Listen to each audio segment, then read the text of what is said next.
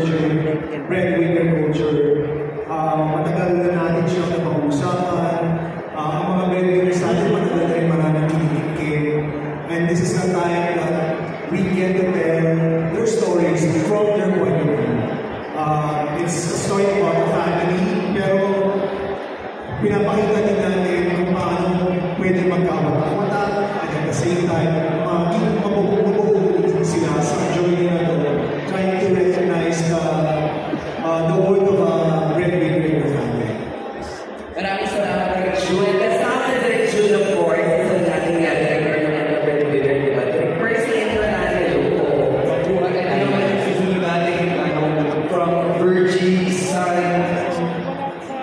Basta yun. Okay. Ito para kay Uge at kay Gladys. How can you relate your movie to us, senior citizens? Thank you.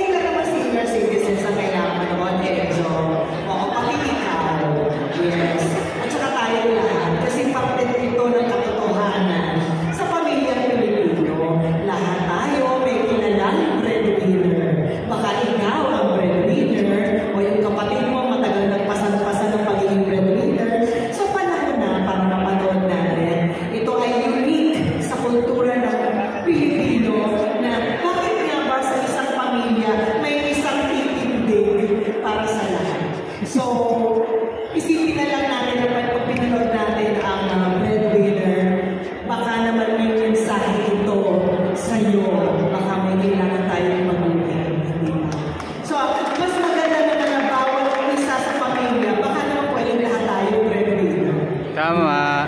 So, para sa mga senior citizens, maliwanag na po ba?